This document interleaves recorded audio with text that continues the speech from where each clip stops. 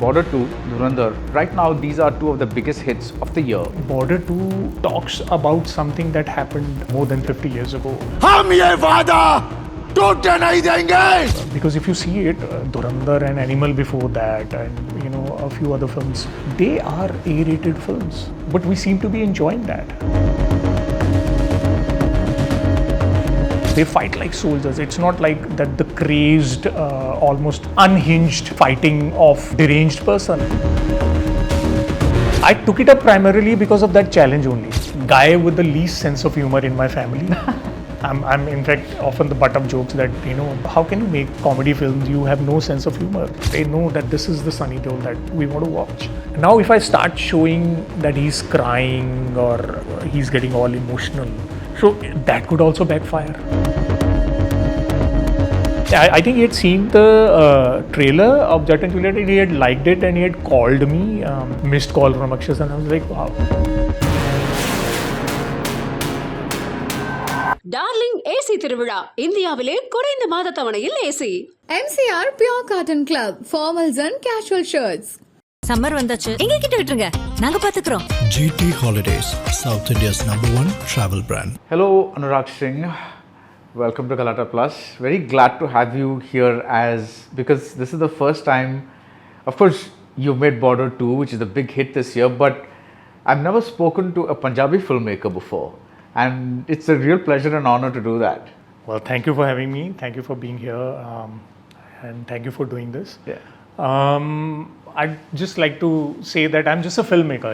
I know. Language of course, somewhere is immaterial. And I am a Punjabi filmmaker in the sense that I've made a lot of Punjabi films. And somewhere I owe my success to Punjabi cinema in a lot of ways. Whatever I'm doing today, Hindi films like you're saying, Border 2 and Kesari before that, somewhere these films came my way or happened because of the films that I made in Punjabi. So in that sense, I am a Punjabi filmmaker, but I'm a little more diverse, if I may say that, because I did start out with Hindi films before I went and made Punjabi films. Yes, we'll talk about that.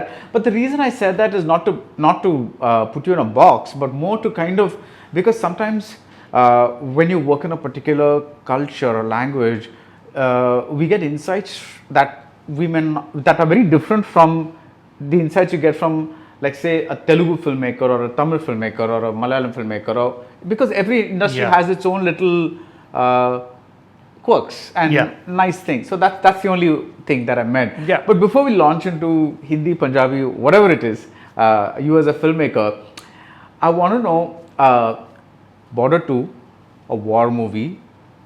We also have Dhurandhar, a war movie.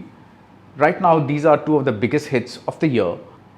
Why are these movies clicking in such a big way? In your the quality of the movie is one, like that's different, like good movies, bad movies, that's a different thing. But do you think there is something in the air that's making this genre, so to speak to the people?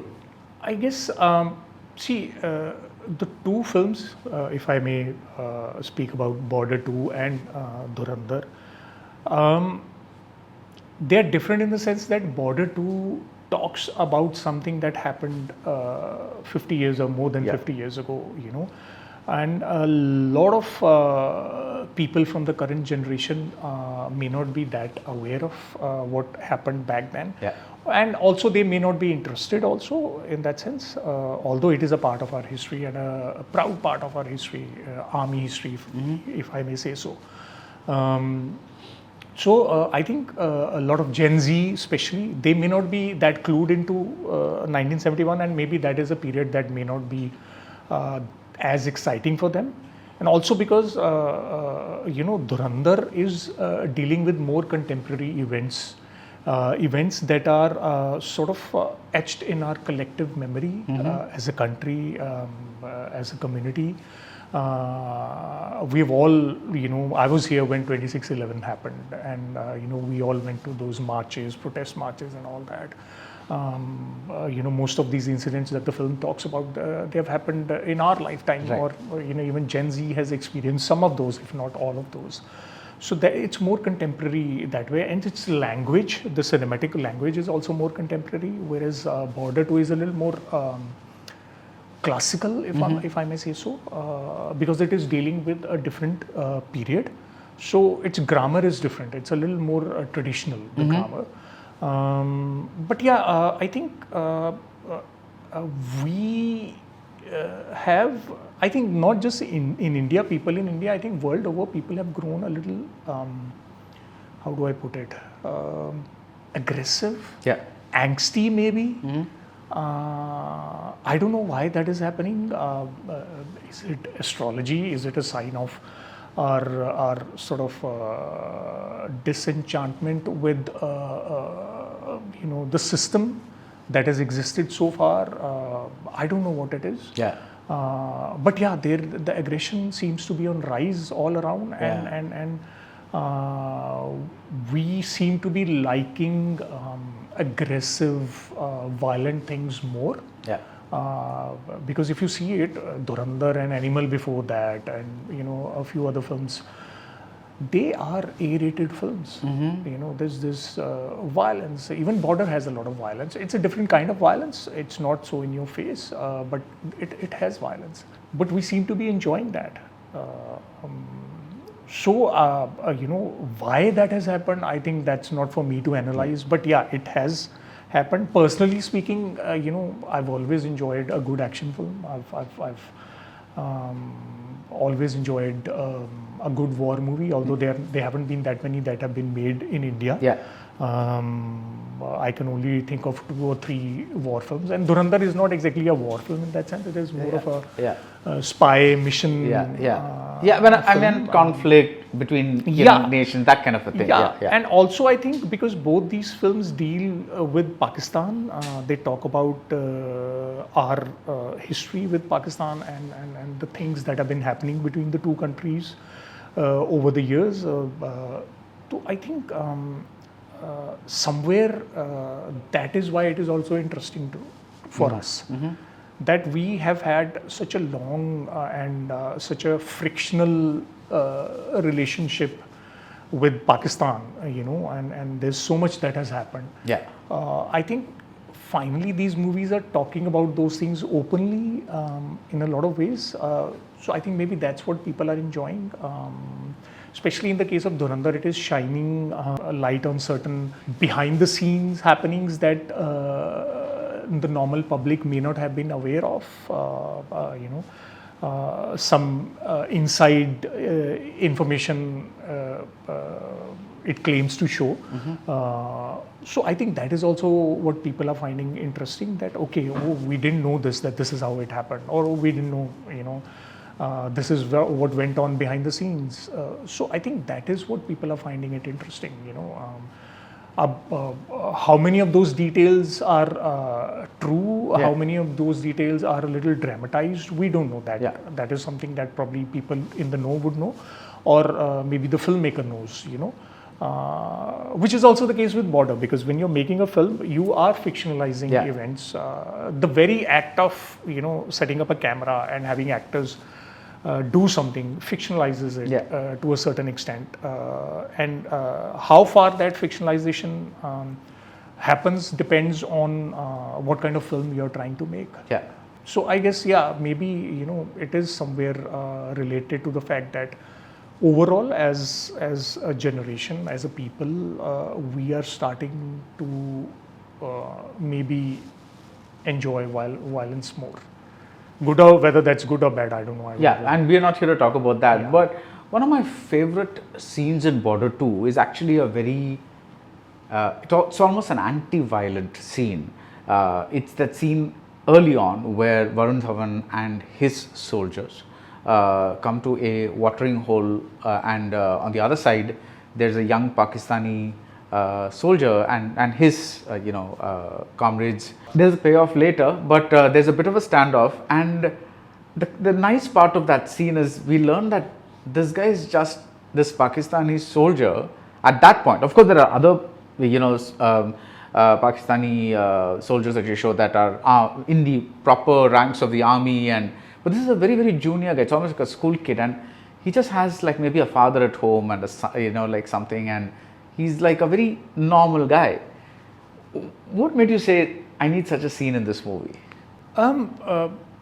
It wasn't a calculated thing. I just it was instinctive, I guess. Right. Because in a film like Border, what happens is that it's very easy to dehumanize the opposition.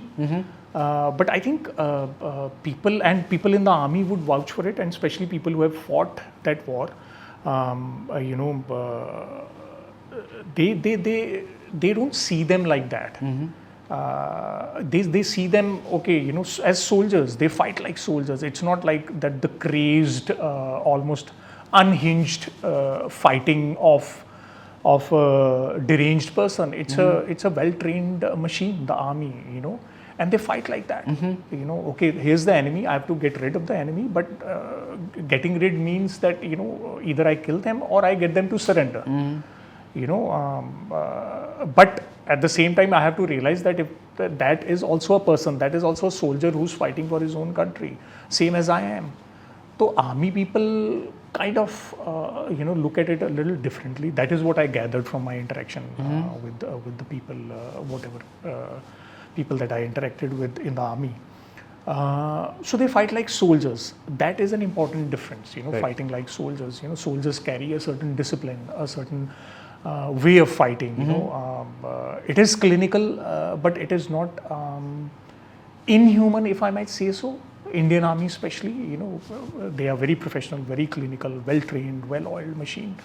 But they get the job done, and getting the job done, if it means that you have to kill the person, fine. But if it means that, you're just getting the person to surrender, it's fine.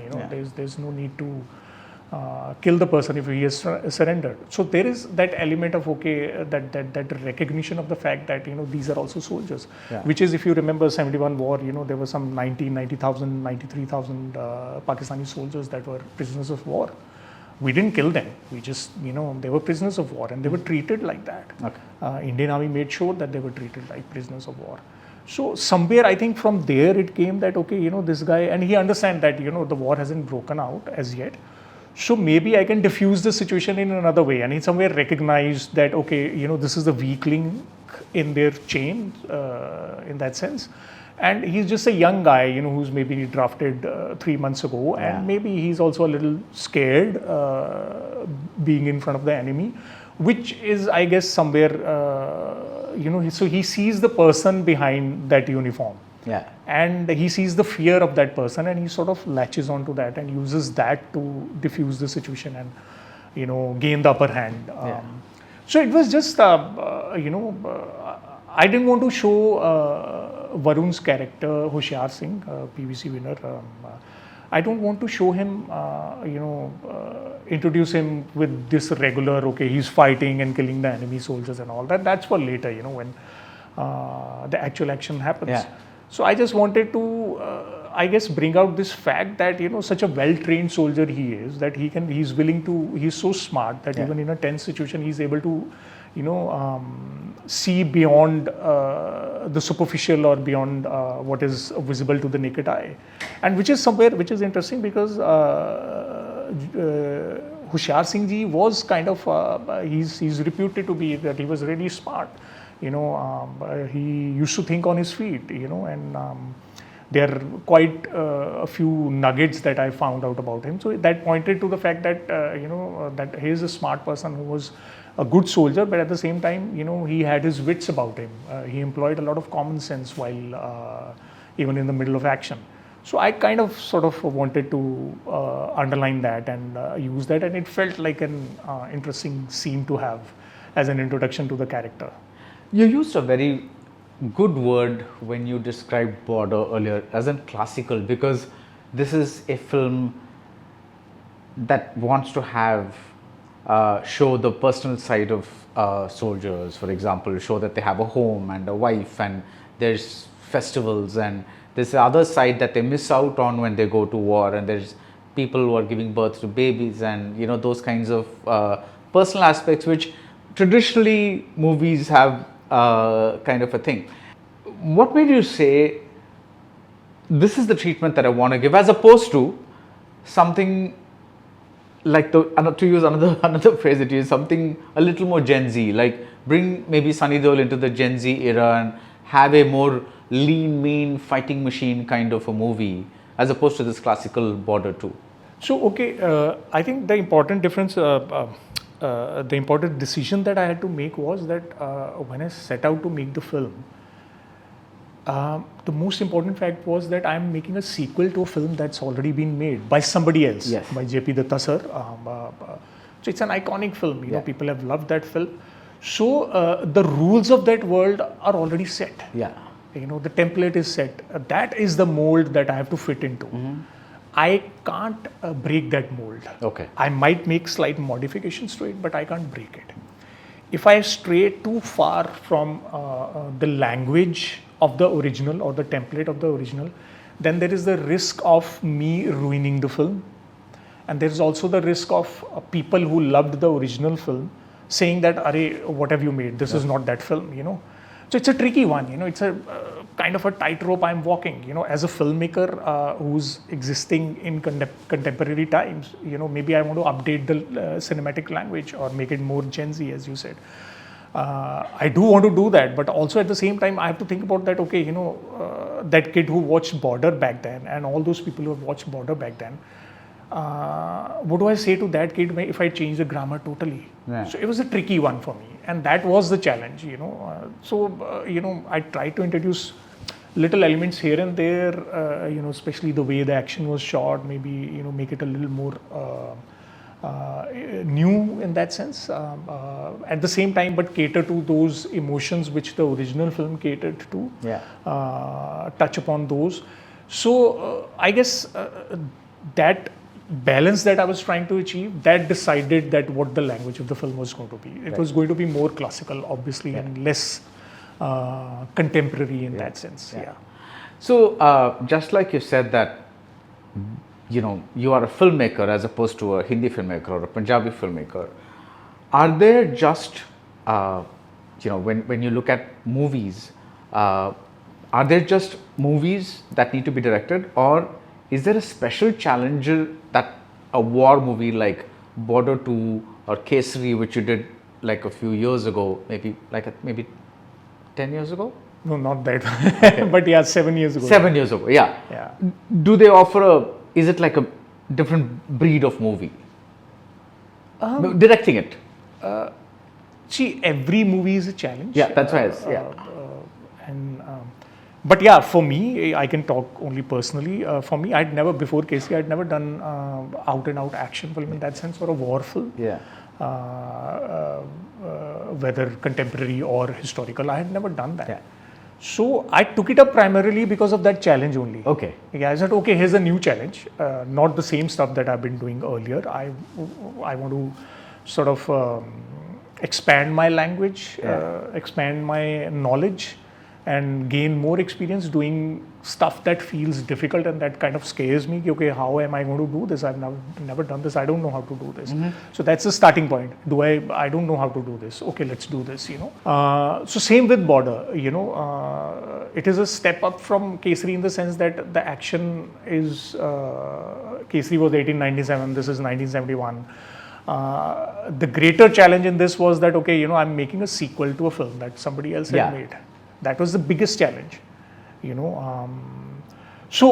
You know, I have a tendency of, when I'm choosing a film or deciding upon a subject, I have a tendency of doing that, okay, is this going to like really, you know, mess me up in a lot of ways? You know, is this going to be like really difficult to do?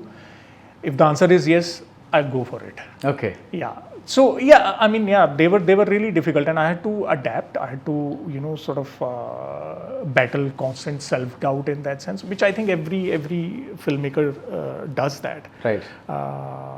And in a lot of ways, for myself as a filmmaker, I was pushing boundaries in that sense because I'd never done that. Yeah. You know, I've never done these kind of films. Punjabi films that I've done, they were more intimate, they were more contained in terms of budgets, also in terms of scale also, and also over there I could pretty much do whatever I wanted to do. But here in Border, you know, like I mentioned earlier also, you know, it is kind of difficult, but at the same time, that's how you'll grow, right? That's Yeah. how you'll gain new knowledge Yeah. about yourself also and about the craft that you're trying to, Yeah. get better at. Yeah. So was Punjab 1984 a similar kind of challenge for you, in the sense that you're making Jat and Juliet, like, 2, and those are the kinds of, there's a flavor there that's crowd pleasing and all that, and suddenly you're making a movie that's again not your zone. And again, when I say these things, I mean that the audience may be open, but the industry likes to think of people in certain, this guy is good at this guy is good at this, Yeah, this they person, slot you, yeah. they slot you. So when when you start thinking about a Punjab 1984, which is a relatively serious film, it's quite a, like a, is that the same challenge that drives you there? Absolutely. To tell you the truth, Punjab 1984 was the first film that I wanted to make. And it's a national award winning film. That was the first one that I wanted to make, even before Jat and Juliet and all. But I was new at that time and nobody wanted to, invest in that kind of subject. So I did, the first one was Yaar and Mulle, which was with newcomers, became a huge hit. Yeah. Then I moved on to Jat and Juliet. Again, it sort of broke a few barriers for us, did really well. What barriers did it break? In the sense that, nobody expected that a Punjabi film could do that kind of business. Also, nobody ever thought that non-Punjabi speaking audience will come and watch a Punjabi film. It's similar to last year's Lalo. Yeah, I haven't seen that, but I've heard about that. Yeah, that a lot of Gujarati people have film. gone and seen that. Yeah. So in that sense, it opened up a lot of doors for us. That the Punjabi films have a potential to hit that kind of business at the box office, and people outside of Punjab will also come and watch a Punjabi film if it is appealing enough. That sort of helped. And once I had that kind of box office credibility, so then I put my foot down after Jat and Juliet 2, when the producers, friends of mine only, but when they came and said, okay, let's abhi aisa kuch aur karte hain, and I said, no guys, not happening. I want to do this. They said, are you mad? Nobody's going to come and watch this. You're good doing, you're known for those kind of films, which are rom-coms or comedies and that kind of stuff. Who's going to come and watch this? And especially about such a difficult time that Punjab had gone through. Nobody wants to watch this. Why are you opening up old wounds and all that? Our money is going to go down the drain. And, I said, fine. I mean, I've made you 2 super hit films, blockbusters. You've made enough money. Even if you lose a little bit on this one, it's fine. Luckily, Diljit Padi, all my Punjabi films are with him only. He stood by me. He said, okay, nahi Padi, we are doing this only, even I want to do this. So when the producers kind of realized that, okay, both our director and our star, both are saying that they want to do this, then if we say no, they'll go somewhere else, find the money from somewhere else. So then we lose out on a hit pair, and they decided to back it. Okay, they said, okay, we'll make it. Even if we lose a little bit of money, we are okay, we'll make it. So that's how that slotting that you're talking about, it happens, because they were like, audience expects that from you, make that only. Yeah.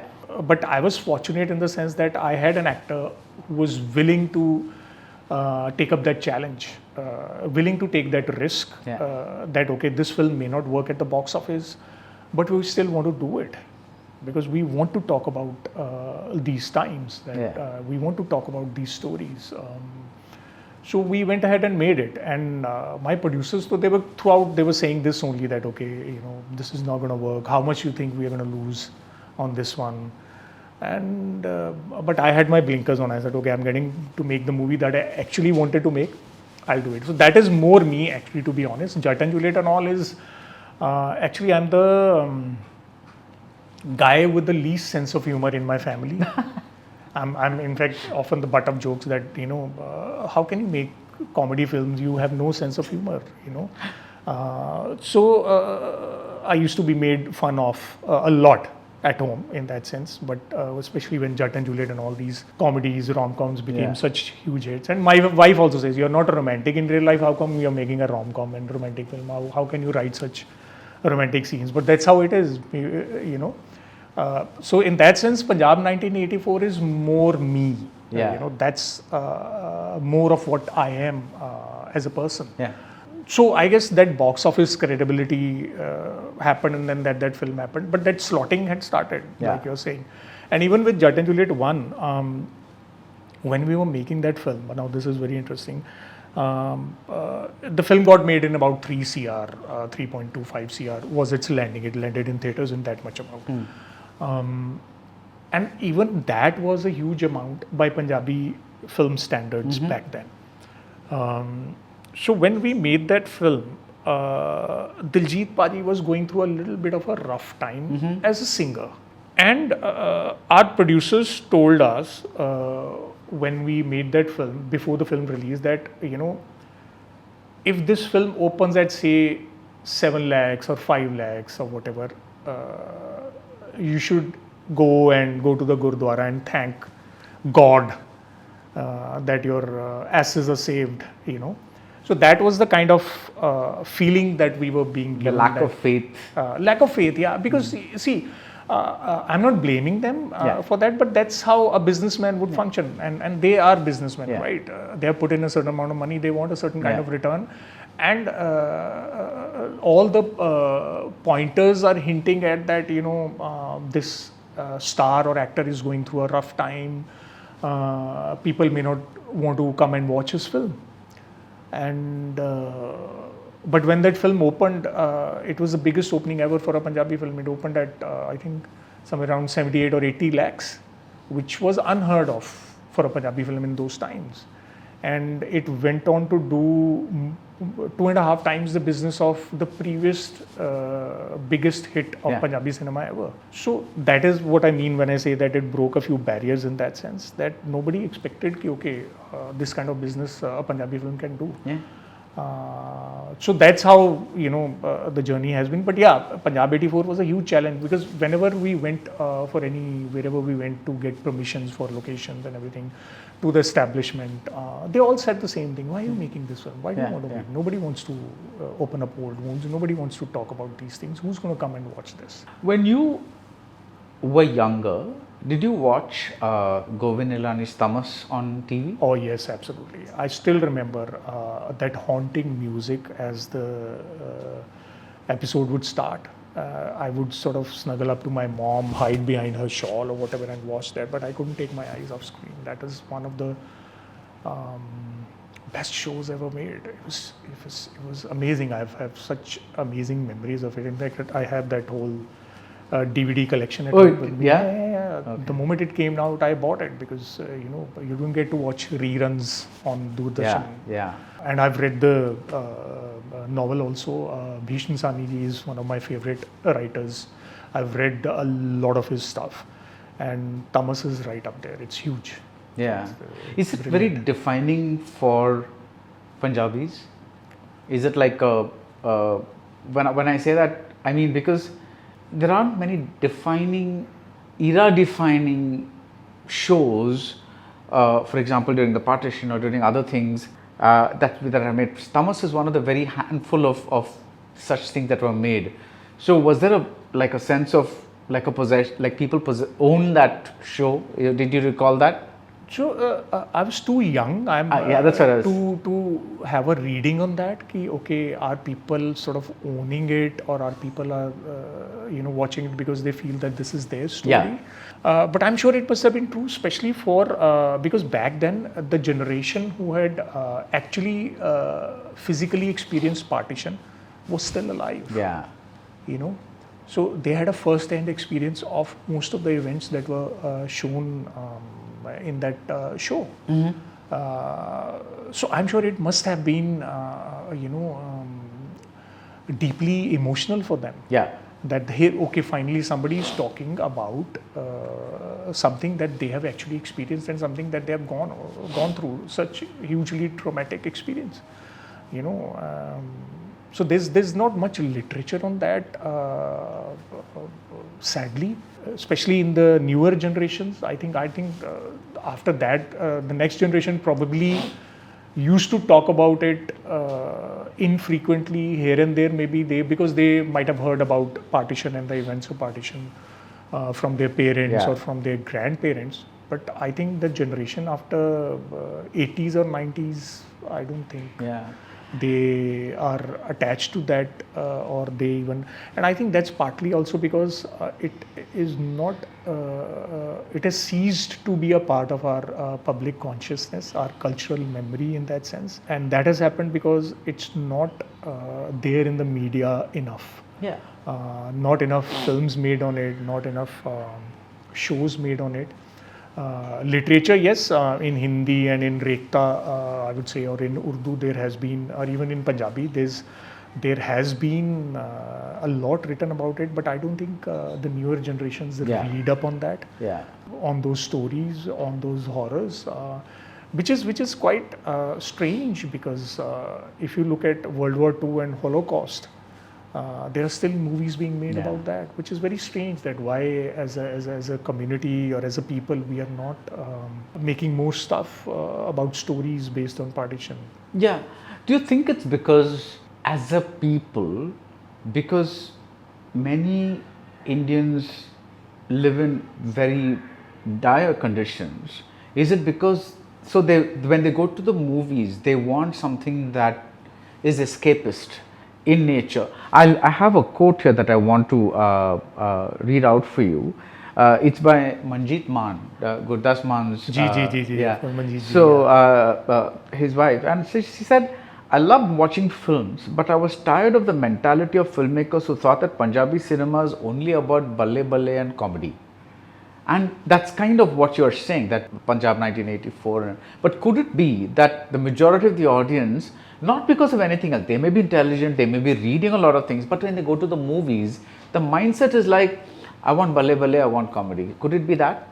No, I think somewhere... I'm not talking just about the Punjabi audience, I'm talking about... See, personally again,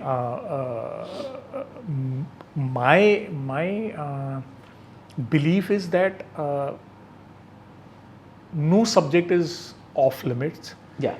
You just have to crack the right sort of grammar for it. That if I want to tell a story about partition, how do I do it in a way that it is appealing to the current generation or the newer generation that doesn't know much about partition or that hasn't heard stories about partition or hasn't read about literature on enough literature on partition. I think that is where the challenge lies. And same, because I see you have to understand the space that I am coming from. I'm coming from being the guy who was making Jet and Juliet and then made Punjab 84 when everybody was telling him that not to do that, don't do it. But I figured that this is a story I want to tell and I will tell it. I just have to find the right sort of way of telling it. And once that happens, then people came and watched Punjab 1984. It was a huge hit. Critical and box office hit, both. So I guess somewhere there is a lack of effort or interest in trying to find the right way of telling that kind of story, and that could be because that as filmmakers maybe we are trying to take the easy way out, take the easy route in the sense that put a few jokes, do this, do that, and this is the formula that seems to work on the box office. And I think it's the whole ecosystem that sort of pushes you towards taking that route also. If I'm taking a story like, let's say if there's a story on partition and it's like a very grim story, and if I take it to an actor, the actor might say that, who's going to come and watch this? I don't want to do this. And same thing the producer might say. So it is the ecosystem that's pushing me towards that route. Okay, do that, not this. So sometimes you have the creative courage or the creative standing, box office standing, to fight that and do what you want. Sometimes you don't. That's a great statement, because I don't think anybody but a Christopher Nolan could have made something like Oppenheimer I'm not saying there are other directors who cannot match creatively, but the clout to say, I'm going to make a movie like this, black and white, about a physicist, not really about the bomb. I don't think many directors in the world have that clout to bring this something like this to the. Would that be a good example? Yeah, it would be a good example, definitely. I think that clout is earned. Yeah. You know, he's done a Dark Knight, or he's done those big box office monsters. In his own way. You know, not sort of catering to or pandering to, you know, the rules of that universe that he's dabbling in. Batman before Dark Knight and Batman Begins was a different kind of Batman. So he comes along and he changes the sur of it in a lot of ways. So I feel that clout is earned. You can't have a couple of box office failures behind you and then say, okay, no, I'm going to do this only. Sometimes that also works. You know, you have such lovely examples of people who tried to dabble in this formula mass cinema and didn't work, and then they you know, did what they actually wanted to do, and it worked out so well for them. Hansal Mehta sir is a huge example. Anubhav Sinha sir, two current examples that we have. On another, to talk about the reverse, I was reading Rahul Ravel's biography of working with Raj Kapoor, and so he's talking about how Mera Naam Joker tanked, and that's this ambitious passion project. And then people are saying, no, you go back to your older style of filmmaking. And he's like, no, I'm going to make a teenage love story. And with the newcomers that nobody's heard of, like Rishi Kapoor and Dimple Kapadia. And then with all conviction, he goes and makes a Bobby. And there's a fantastic incident in that where there's that opening party scene where, you know, they're throwing for Rishi Kapoor. And then that's the first time he meets this girl. And apparently Raj Kapoor wanted A-grade extras, which means that apparently extras have grades, and he said, I need them to look like rich people, though they would cost more. So even though he's coming off from a big disaster which bankrupted the studio and all that, he's going ahead with Bobby as if he's just made a blockbuster. That was fascinating to me. You know, it is fascinating, but at the same time, you know, you got to understand he's the Raj Kapoor. Yeah, I know. He's given such huge box office films that have worked at the box office. So maybe he could swing that. He could be like that. Fair enough. You know, I don't think everybody's as blessed as that.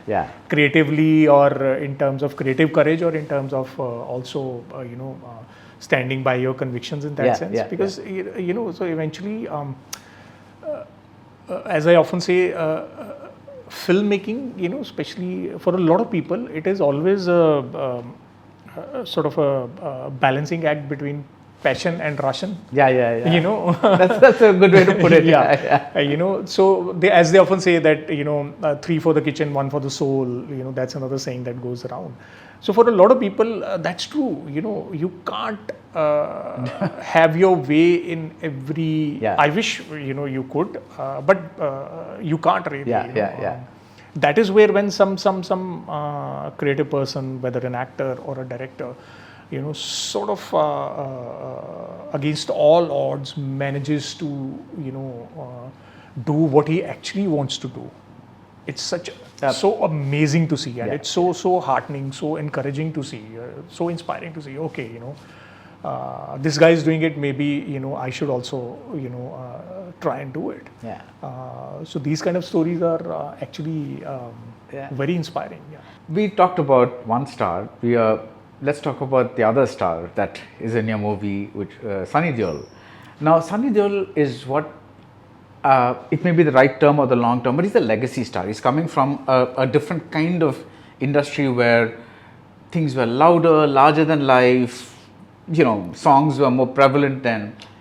So one of the things that happened when the Border 2 teaser released was Sunny Deol was presented as Sunny Deol, as he's become in the memes down the years, or the whatever it is, which is like he's loud, he's screaming. And of course all the comments were like, you know, creating more memes and creating fun and thing. Of course, later when they saw the movie, and they realized that that was only one part of it, and there's a lot of emotional stuff as well. Everything quietened down. But when you were putting out the teaser, did you worry about the fact that I'm showing a version of Sunny Deol that they expect, and this might get some teasing, trolling, memeing? So as far as trolling is concerned, I've been told, although I'm not used to it. I'm new to this in a lot of ways, social media and this trolling and all that. But I've been told that no matter what you do, it will get trolled. You know, the amount of trolling may vary, but it will get trolled. So coming to your question, see, again, I've been talking about this tightrope or a balancing act. So again, here it was the same balancing act that you're trying to do. That see, for a film like Border, there's nothing new to the story as such. You know, it's the same story that has been told in Border also. That here are a couple of soldiers, a few soldiers. They are going off to war, and this is their private life. And some of them live and some of them will die, and how their families are affected and how they are affected by the war, how they fight, what courage they show, and how they are affected. It's the same template, like I say, the template has been set. So there's not much about the story that we can show when we are putting out the teaser or the promotional units. So then what remains is, of course, Mr. Sunny Deol. And when you are, showing him, you have to, show a side of him that a lot of people in the country love. And especially people who are fans of the original Border, they love that. They know that this is the Sunny Deol that we want to watch. Now, if I start showing that he's crying or, he's getting all emotional, so that could also backfire. Yeah. So I could get trolled for that also, Yeah. So I think as a team, that was a decision that we took, that, okay, let's take the safer route in that sense. Yeah. And I also went along with that because, again, like I said, because I'm making a sequel to somebody else's film. Yeah. Had it been an original film, in the sense that, I was making it and, this was coming purely from my conviction or my creativity in that sense, then the approach might have been different. Yeah. But here I'm trying to cater to a certain legacy. I'm Yeah. trying to protect that legacy and perpetuate it also. Yeah. So I am careful about what I'm putting out there in that sense, that, okay, if it is Sunny sir, I have to show him in a certain light. Of course, the other side of it, when people come and watch the film, they will see the other side also, and they'll appreciate that also, because he's such a good actor. But yeah, that was a decision that was taken, that, okay, let's show him in that light. And of course, it was bound to happen. The trolling and all is a part of it, I guess. Is, again, you mentioned that the budgets in Punjabi films are very different from obviously what's here. Does that create a difference in the way the movies are structured and you approach them, or is it all, each movie has its own challenge kind of situation? You mean in Punjabi? Yeah. Is there in the sense that, is it somehow easier making a Punjabi movie than a Bollywood movie that is supposed to travel the proverbial length and breadth of the country? I guess, so when I was making Punjabi films, they came with their own sets of challenges. How do you make a decent film in such a budget? There's no money for vanities, and there's no money for a lot of HODs or departmental heads that you have in Hindi. There's no casting director. There is at times, costumes also, we are just using the actor's personal clothes that he or she carries, and or at times you are doubling up, not just as a director, as a writer, as a location hunter or whatever, all these things you're doing. So you're taking on multiple roles. So it is taxing that way. So there is that, maybe that, but also it has that spirit of that indie filmmaking in that sense. Yeah. That, okay, the responsibility, the onus is on us, and we have to do it, and we're going to do it. So they had their own challenges. Also because when you have less money, so a lot of people that are working with you are not professionals. So they don't know the job. they may have their heart in the right place in the sense that they want to do what is best for the film, but they may not know how. So all these things pose challenges when there's less money. For example, I remember when we were making Jet and Juliet, like I mentioned. So we went off to Canada. There was no production guy with me, no line producer, no EP. I was the one who took the unit there. I found a line producer there on Facebook. Wow. Yeah, I didn't know the guy. I just read up his profile, and he had passed out from Vancouver Film School, and he had done a couple of short films over there, and he lived in Vancouver. So I reached out to him. Okay, I want to make a Punjabi film, and I'm going to be bringing my crew. Would you be okay with handling the logistics and all? And he said, yeah, I'll do it. So that's how it happened. And that guy is now one of the biggest producers in Punjabi cinema. So I just land up there with my crew, and we just found locations that were free. Yeah.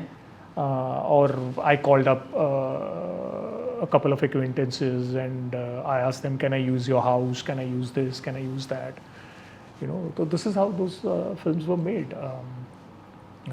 In Hindi, when you come to Hindi, I mean, the budgets are huge, the responsibilities increase. The only thing that at times I kind of, I wouldn't say struggle with, but the only thing that I've had to sort of train myself to figure out is that, when you're dealing with a star who comes with a certain stardom and who comes with a certain, legacy, or, with this audience expectations attached to him. So how do you fit that into the story that you're trying to tell? Yeah. Sometimes the two may not be in sync. Sometimes you have to cater to the stardom of the star that you have on board. So that is the tricky part. That is where it gets tricky for me personally. Right. And at times it has happened wherever I've been a little dishonest to the story in that sense, or just because I'm trying to sort of incorporate the stardom. I've felt that, that has somewhere, how do I put it, brought the film down in a way. Okay. Yeah. That's been my experience. Okay. But at the same time, it is a star who's elevating the film and getting me the budget that I need for the film. So Can you talk about a scene that where you did that? No, it's not about the scene. It's as in, when you have a star, you have to introduce him in a certain way. Right. Okay. The hero ka introduction, typically, you have to introduce him in a certain way. Yeah. So, and that the star also expects that. That okay, I will be introduced in a certain way. So that is the tricky part. Yeah. That the moment you introduce the star in a certain way, how the audience expects or how the star expects, you are sort of moving away from the actual story in that sense. So at times you are able to weave it in properly, organically, but at times it sort of jumps out. Yeah. So sometimes it works, and sometimes it is not jumping out at you, or sometimes it is not that noticeable that okay, this is an introduction. Happening. It feels like a part of the story, but sometimes it's not properly woven in, and it jumps out. And that is, I would say, my failure as a filmmaker or as a writer, if I am not able to weave it in properly. When you say weave it in, do you mean at the writing stage or at the shooting stage? Mostly at the writing stage, but just sometimes at the shooting stage it also happens. At the shooting stage, have you, when you're, obviously you have to be satisfied when you say, okay, we're done with this particular, maybe you've done 2 takes, 3 takes, 5 takes, whatever it is, but at the end of the day, you're saying cut finally when that particular thing has been shot the way you want, right? But even beyond that, are you able to say at that point, because while you're filmmaking, there's so much running through your head. At that point, are you able to say, okay, this scene is going to click with the audience, or at least I think this scene is going to click with the audience? Most of the time, yes. Yeah? Yeah. Nice. You can tell. Yeah. You can tell. Okay. Again, you can tell a lot of times on paper also. Okay. When you've written a scene and you feel that you can sort of sense it that this has all the right elements and all the right emotions in it, and if actors do a good job, this will translate well. So yeah, I mean, most of the time you can tell. You can tell. Yeah. No, you started out as an assistant director to Raj Kanwar with Abke Baras, Andaz, which was a big film for its time, and Humko Deewana Kar Gaye. These films were made at a certain time, and every time has its own, like it's a time capsule, so to speak, of how the industry was at a time, of how the audience were at a time. This was a time when songs were really, really big and very often drove a film to success, and it was very necessary to have like a 6-song package in an album and things like that. What are your memories of being an AD at that time, and what are the things that you think you learnt that you still apply now? With Mr. Raj Kanwar, since we are talking about him, I think he was one of the most successful commercial directors in 90s. The speed at which he worked, multiple films, and with controlled budgets. So I think that was one of the biggest things I learned from him, that you don't overindulge. Okay. Try and find a place where the producer is not having a heart attack, and you creatively are also not having a heart attack. That's a good way to put it. Yeah, because that's always that's what the fight is always. Because a director or a creative person wouldn't worry about the money too much. Yeah. You would want to do the best you can for the film. Creatively, you want to shoot the best scene, best location you want, best actors you want, but that's not always possible. So you have to find a way around it, that which is the battle you want to fight and which is the battle you want to just surrender or let go of. Yeah. Because I saw that he always made his films economically. They were hardly ever over budget, certain economics. He understood that his films work within a certain kind of... Even though they had stars like Akshay and all that. He worked very fast, very quickly. He made his films very fast. Didn't take too much time. At least not from his end. Sometimes the film could get delayed for other reasons, but as far as he was concerned, he made them in a certain time frame, because he understood that I need to deliver, and if a film is made in this budget with this actor, then it's safe at the box office. So that was one thing that I learned from him. The experience of working with him was interesting because I come from a non-film family.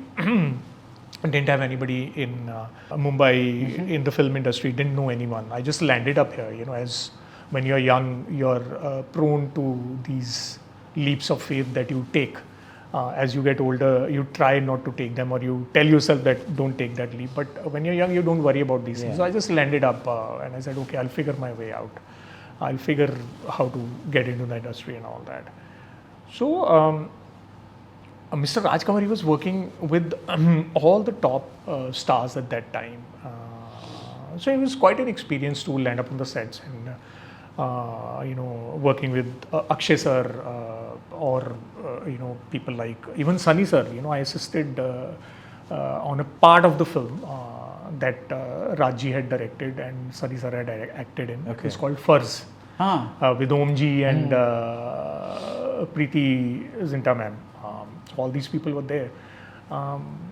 So suddenly, from a small town, you land up in Bombay and you're working with all these stars and everything, and you're also sort of learning the ropes. So a huge experience for a kid like me, a small town kid like me. It was sort of my introduction to the film industry and just seeing how things work behind the scenes and how films actually get made. It's different reading about it and actually experiencing it. On set is the kind of madness, being on a set is the kind of madness that you can only experience in person. Yeah. You can't write about Yeah, it. You can't yeah. talk about it. Yeah. You have to be on the set to experience it. So yeah, he was my introduction to this commercial Hindi film Yeah. making in that sense. And I guess in a way that's a great introduction, because you can get artistic later, but at least you get to know the ropes. Like you say, there's you have to have a very practical side to the filmmaking as well. However artistic your ambition is, there is also this, Yeah. so that I think that's a good introduction. Yeah. But when you did Kesari, did Akshay Kumar remember you from? Yeah, of course. He did. Yeah. Okay. Because I'll tell you, he had called me when Jet and Juliet released. Okay. Yeah. So he had seen, I think he had seen the trailer of Jet and Juliet, and he had liked it, and he had called me. I was in some hotel room somewhere, and I was sleeping, and I suddenly wake up and missed call from Akshay, and I was like, wow, and he called me after we hadn't been in touch for a couple of years. Although, of course, he remembered me because I'd AD'd on Andaz, Yeah. and I'd co-written the dialogues for Humko Deewana Kar Gaya. I didn't AD on that film. I just co-wrote the dialogues for the film. So he knew me from back then, and he called to congratulate also and to appreciate the trailer also. That was sweet of him. And I had met him otherwise also once, I think, or had spoken to him over the phone. And then when this thing happened, Kesari happened, of course. So you do this AD stint, and then you make Rakib, which is your first film as a director. It doesn't do well. What did you take into the film, and what was your okay, this is what happened with the film? What do you think happened with I think that learning there? The learning was the biggest learning was not to do something that doesn't sort of align with your aesthetics or sensibilities. So again, like I said, a kid from a small town coming into the industry, and suddenly one day Rajji tells me that, okay, I'm looking to produce. This is the subject. You direct the film. Right. So I've been in the industry for 6 years, and after 6 years, I'm getting a chance to direct a film. Yeah. So I thought, okay, here's my foot in the door kind of moment, and a door Is is 6 open. years a As good in time or early? Is it a early time? Is it late? I think when you come from outside, it's an early time. It's quick. It's good. It's good. It's yeah. quick. It's a good time, and especially for somebody like me Yeah. who had no link to the industry, and I didn't know how films were made, how things work behind the scenes. So if after 6 years I'm being asked to direct a film, I will do it. Yeah. But yeah, I think the biggest learning from that was that only that why the film. I wouldn't say what the subject or all these things. I won't comment on that. But I think for me the biggest learning was that don't do something until you have conviction in that. If you don't do something for any reason other than that you want to do it, Yeah. that you want to do this film, or you want to tell this story. If you are doing it for other reasons, monetary or whatever, like in case of Rakib, I did it because I'm getting a chance to make a film after 6 years in Mumbai in the film industry. So that's a lucky thing for me. So I guess my reason for doing it was not right. Right. If the reason had been that I would enjoy telling this story, then maybe I might have made a different film, or I might have said no to that and waited for something else. Right. So that was my biggest learning. And how did you end up making a Punjabi film after that? So, like you mentioned, it didn't do well. Rakib didn't do well. So I was sitting at home. There was no work, and I can't go back to being an AD again. And there was hardly any work. People won't take your calls, or you won't get that face-to-face meeting that you need. So I had a friend who was working in the Punjabi film industry, and Punjabi film industry was just sort of in a very nascent stage. It's just How many films a year? I think at that time there were only like 2 or 3 films a year that were Okay. being made. Yeah. Because Punjabi film industry had pretty much gone dead in the 90s. I think it was only Manjeet ji and Maan Saab who used to make Punjabi film every 2 or 3 years. Otherwise, there was not much work happening there. So it was pretty much dead in that sense. Then Manmohan Singh ji, who used to be a DOP here. Yeah. So he went ahead Yash and made a Chopra's- film. So he went ahead and directed a film called GINU, which was a huge commercial hit over there, which sort of marked the beginning of modern Punjabi cinema, I would say. Yeah. And after that, then there were like 1 or 2 films happening every year. So around this time, so there's this friend of mine, Hari Nakai is his name. He was a costume designer. So he was working on a couple of films over there, especially with Jimmy Shergill, sir. He was working there. And I got a call from him saying that there's this producer who wants to, he's recently made a huge blockbuster here and he wants to make a film with newcomers. Okay. So, would you be interested? I said, yeah, I mean, film Punjabi, my mother tongue, and why not, let's do that. As long as I'm free to do whatever I want to do creatively, I'm okay. So that's how the first film happened. Okay. So by the time that released, that did really well, and then I got a call to, okay, we are trying to set up a film with Diljit Paji, and would you be interested? I said, why not? I have always liked him, and let's go ahead. And that's how Jat and Juliet happened. What was the first meeting with Diljit like? It's quite interesting. I think both of us were kind of figuring each other out. So we met in the producer's house. You never met him earlier? No, before no. the... I'd just seen one of his films and a few of his song videos that had come out. Yeah. And I always thought, yeah, he's a good looking guy. And also he seems to have great sort of sense of performance in front of the camera. So he should be doing acting and he should be, working in films. And then of course his film came out and that did well. Him and Gippy both were in that film. So I met him in the producer's house and we were just sort of tossing around ideas. The writer was also there, Dheeraj Ratan, his name is. And we just spoke generally that something like this, something like that. This is the first time? The first time we met that, maybe. It was only later that he told me that he had come to say no. Okay. He didn't want to do that film. Did he say why? No, he said, I just didn't want to do the film with the producer. I thought, ye banegi nahi, kaise hoga and all that. Right. And also because I think he comes from a place where he sees himself as a singer first and an actor later.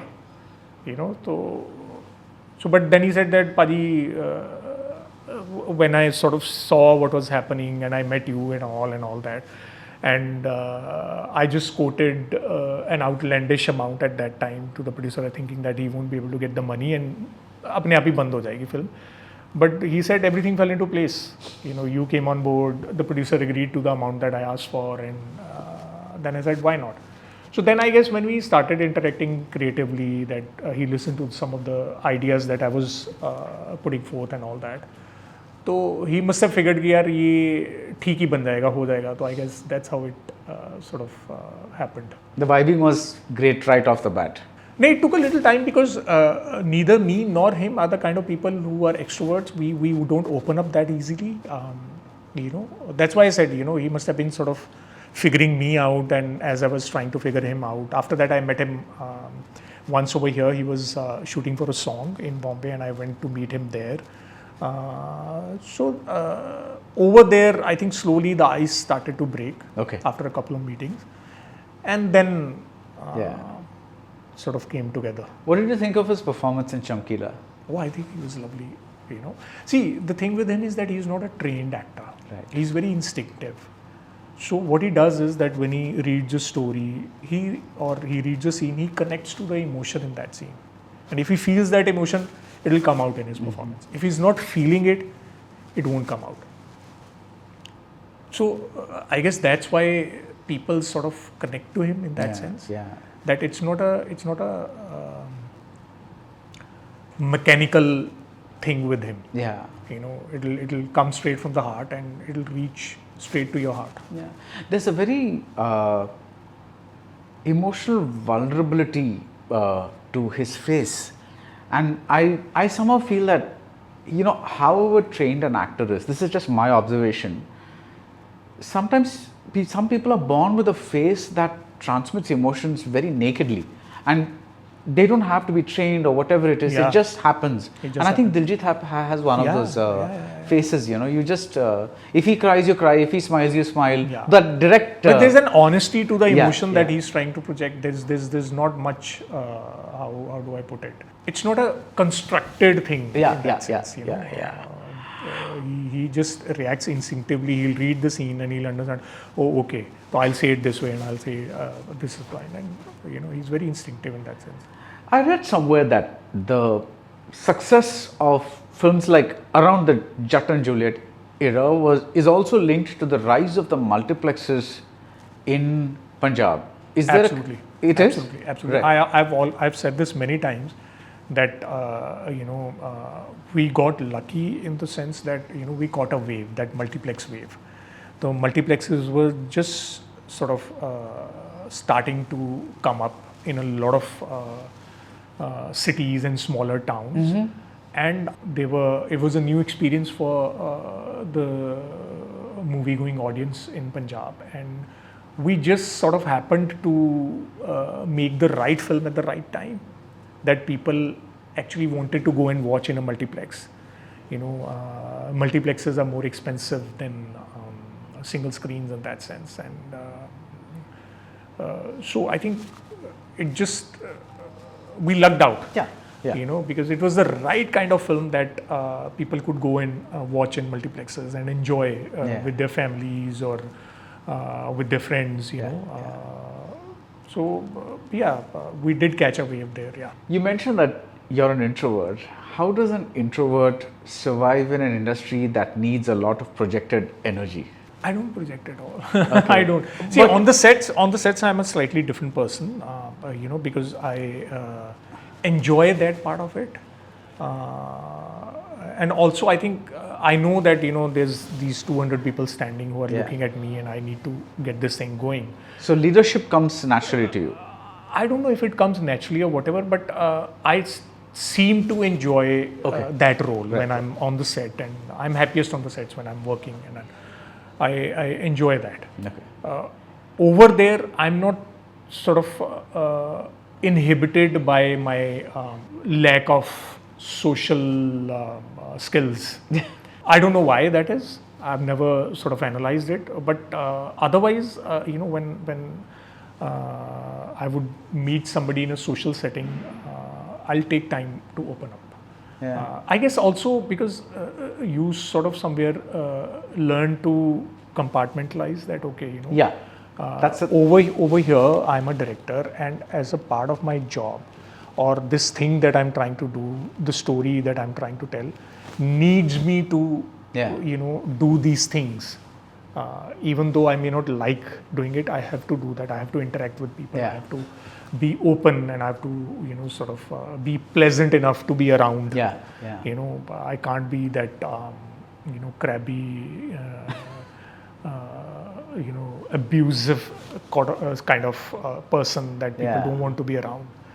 So I guess you sort of grow into that and you compartmentalize. But when I'm otherwise in social settings, although now I'm being told, not that I have analyzed, I'm being told that I've gotten better at interactions.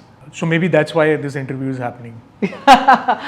For me as well, there is I'm a very introverted person as well, and I need probably and after then you have to interview people. And after a couple of these interviews, I'll probably need to retreat to a hotel room and be by myself, just detox, to recharge myself. Plug myself into a battery and recharge or whatever. But one thing that came across when I was talking to my therapist was that this comes easily, relatively, because we are talking about something that we both are very passionate about, and we both like, and so you are no longer a stranger. You are a person who is interested in very, very similar things that I am, and we are discussing a medium that we both love, and so the interaction becomes much easier. Yeah, absolutely. So probably I guess that's what some helps. Of that I don't know. So maybe that's that as well. So there was some news about you doing a film with Irfan and Tabu for Balaji. Yeah. films. Yeah. And it was supposed to be the third pairing together, and it got a lot of traction. What happened? This was one of the first Hindi films that I signed. Roughly which year was it? This was 2016. 2016, okay. 2015 or late 2015 or early 2016, Right. somewhere around that. Yeah. I think when Punjab 1984 released, at the same time, Ek Villain had released. Okay. So Ek Villain was Balaji. So it was a huge hit. It did really well all around. Lovely film they made. Superb music they had. But in Punjab, its business was affected because Punjab 84 released. Yeah. So Ekta wanted to know कि ये कौन है भाई जिनकी film की वजह से our film is kind of it did really well in Punjab also, but it should be doing more. Yeah. So that's how she sort of reached out, and her people reached out to me that she wants to meet and maybe we can discuss doing something together.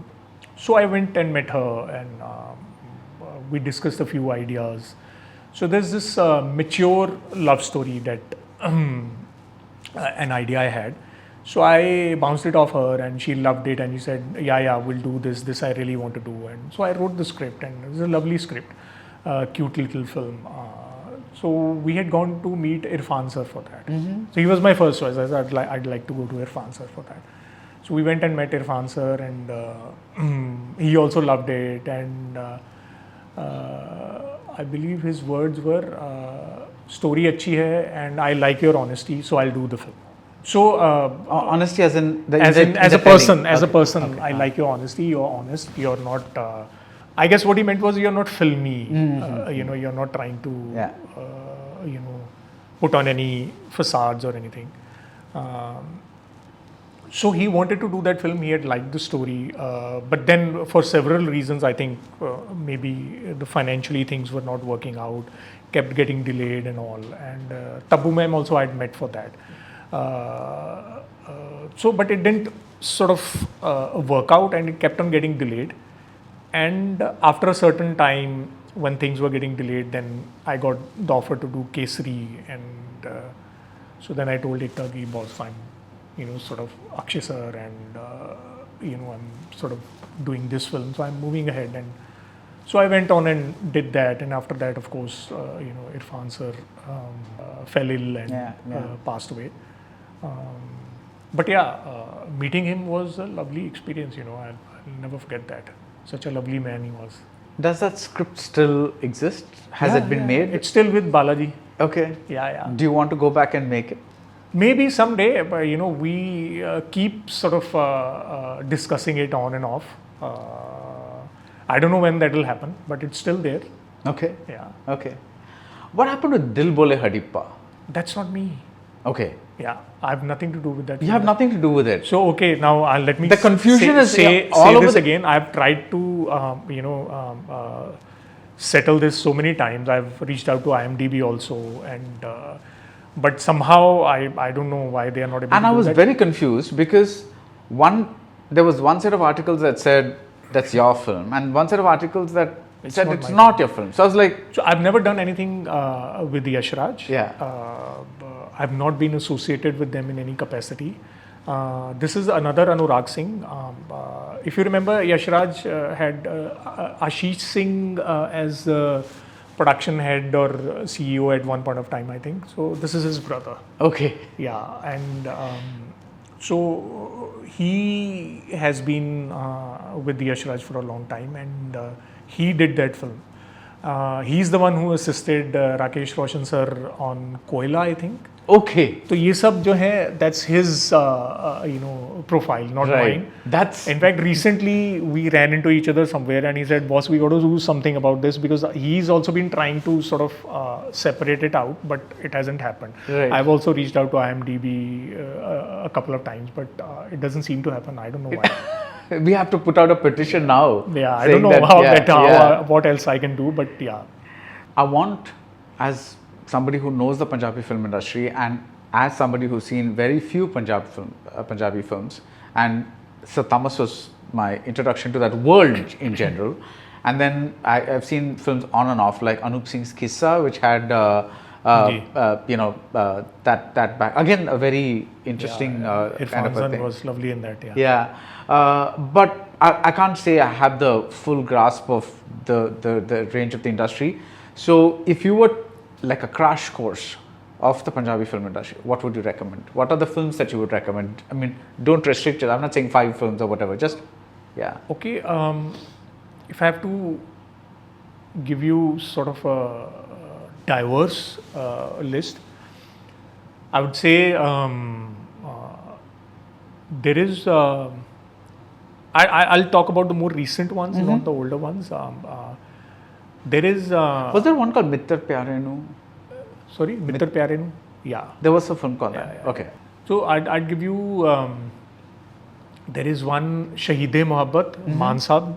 Manoj Punji was the director and Manjeet ji produced it. Okay.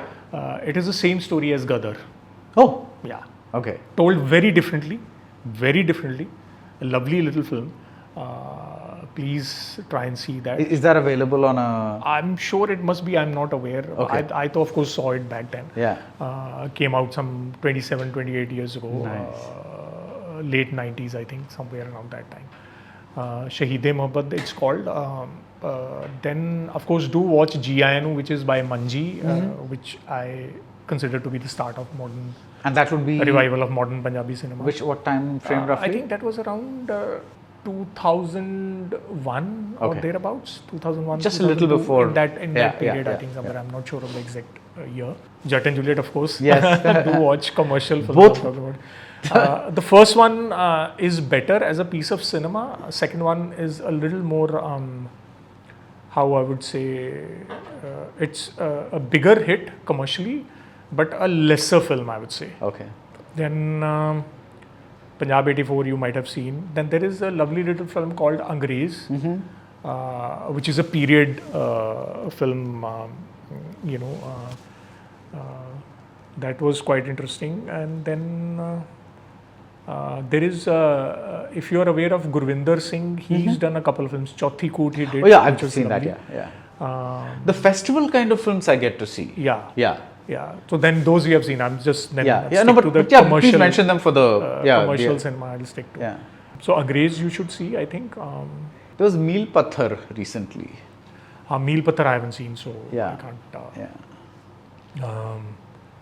Anne Kode Da Daan, again I think Gurvinder only. So he's done some really interesting, lovely work. How do people look at that universe? I mean, they do very well in festivals, but do they reach theatres in Punjab? See, unfortunately, they don't get the kind of showcasing that this kind of cinema should. And that's true everywhere. Yeah, it is true, and so I think somewhere these films struggle commercially. Either they don't get a good release, either they don't get released at all, which is a tragedy, because all kinds of cinema should come out and it should find its audience. But these films do struggle. Okay. Which, like you said, it's the case at other places also. Yeah. More so in Punjabi maybe, because as it is, Punjabi films struggle with Hindi films for showcasing. Yeah. A film like the kind of films that Gurvinder makes, they have to sort of fight with commercial Punjabi films and Hindi films to find a screen. Yeah. Do you think that one of the reasons Punjabi films were not growing at a pace that was needed before a certain time was also because people like Yash Chopra had already brought in a certain level of Punjabiness to Hindi cinema, and that was therefore seen as, for example, like in Daag, the Rajesh Khanna, Shamna Tagore, Rakhi film, there is this song, Ni Main Yaar Manana Ni.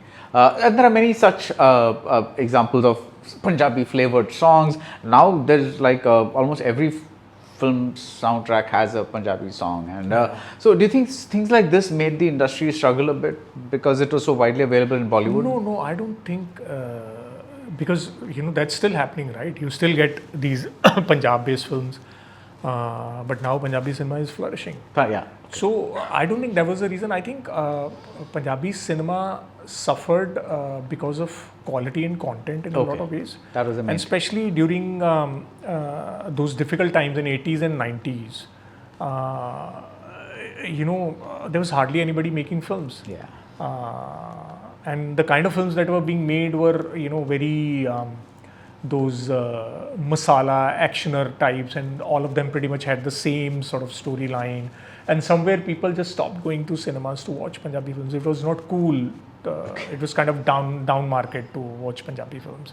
And also because in those times hardly anybody thought of going to the theatres to watch a film. It was risky stepping out, in that sense. So I think that's what led to the downfall of Punjabi cinema. Not that there were Punjabi elements or Punjabi characters or settings in Hindi films. I don't think that was the reason. No. I think it was just good quality stuff was not being made. Okay. That was the only reason. As soon as people started making that, the audience came back to the theaters. So I don't think that's the reason. Fantastic. And what's next for you? I'm still figuring that out. Okay. Yeah. Yeah, I'm sort of toying with a couple of ideas. Border 2 is on OTT now. Yeah. Yeah. So that's been on bringing Netflix. Yeah. So that's been bringing you some feedback, fresh feedback. A little bit, yes. Most of the feedback that I wanted to get, I got earlier. You're happy with that, right? Yeah. So, are you toying with an idea that I have a couple of ideas that I actually wanted to make earlier before sort of Border 2 intervened. So now I'm going back to those and I'm sort of figuring out which one to do first. maybe you should go and meet Ekta Kapoor again? Maybe I will. Well, Yeah, because the minute you said mature love story, I was like, well, that's something that not many people make, people should. So I wanted to make it back then, and I don't know, after 10 years, now 10 years have passed, maybe it has to be rewritten, you have to revisit the material, change it, I don't know. Yeah, and because you as a person also change, right? And your thoughts, your perspective on that material might change, may have changed. I haven't thought about that subject in a long time. what has changed essentially between the AD that you were and the successful director that you are now? What's the biggest change that you see? From this confused, wide-eyed, lost boy who came, whatever little success that I've found, that has sort of given me a little bit of confidence and has sort of validated, the career choice that I made. Because I come from a middle-class family. Both my parents were or are educationists. So we were being brought up like every other middle-class kid in India at that time. You're being trained or pushed towards becoming either a doctor or an engineer. My elder brother is an engineer, by the way. So everybody thought that I was going to be a doctor. But at some point I decided, no, I don't want to do this, I want to do this. So it was a huge thing in our family, a huge uproar, of course, and everybody was like, the boy's gone mad, he's going to ruin his life. And That's the story of my life. Yeah. So I'm a chemical engineer. See, I'm sure you've heard all those things and comments and everything. Yeah. So I've gone through all of that, and so with that kind of baggage or hurt, and landing up in Bombay and sort of figuring your way out, so that validation has sort of given me some kind of how do I put it, a quiet confidence that okay, I can manage things, I can handle things, and the noise in my head has subsided, has gone quiet in that, as far as that is concerned. Also, I think when I came, somewhere you are struggling to make both ends meet. At the same time, you're sort of trying to chase your dream. Now, with a little bit of success and, sort of as you figure out your sensibilities and your aesthetics, that, okay, this is what I'm good at, or this is what I like doing, and this kind of stuff I don't like. with all that, what has happened is that, you know, with a little bit of financial security coming in, you are more free to chase what you want to chase creatively and not worry about other things. So as you move forward, you worry about that side less and less, and you can concentrate more on those things. So that's the biggest change I feel that has happened. Nice. Thank you so much for your time. And I really enjoyed talking to you, especially because you gave some perspectives that are very interesting about remaking a hit film, especially because one never thinks about it in that way. You know, you think that, oh, it's a sequel, you know, there's going to be a bunch of things. No, it was a huge pressure, and it had greater chance of failing in that sense. You know, 27, 28 years, the audience tastes have changed. You know, there's a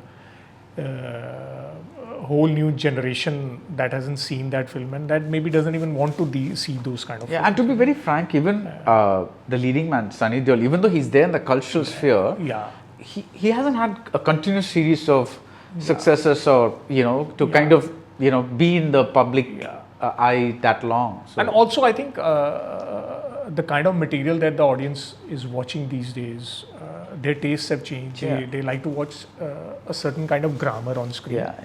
And certain kind of cinema they enjoy, you know. So it becomes more and more difficult to attempt something that is a little more traditional in that sense going forward. So it had a greater chance of failing. So I was like, I don't want to be known as that director who messed up an iconic film. He's the guy who screwed up the Border franchise. So I didn't want that to happen. So somewhere I'm hugely relieved on that front, you know. And I'm also really happy for, you know, JP sir and for Sunny sir also. Also for Varun, who did so well, and Diljit Pajit, of course, you know, he's always good. But Ahan, Medha, you know, and all these guys, they did really well. So I'm happy for them that they have a sort of a successful film against their name. And like you said, you know, it's difficult carrying a film forward. So you did that, and all the best for your next film. Thank you so much. Look forward, and thank you. Lovely talking to you. Thank you so much. Darling AC திருவிழா இந்தியாவிலே குறைந்த மாத தவணையில் AC. MCR Pure Cotton Club, formals and casual shirts. Summer வந்தாச்சு, எங்க கிட்ட விட்டுருங்க, நாங்க பாத்துக்கிறோம். GT Holidays, South India's #1 travel brand.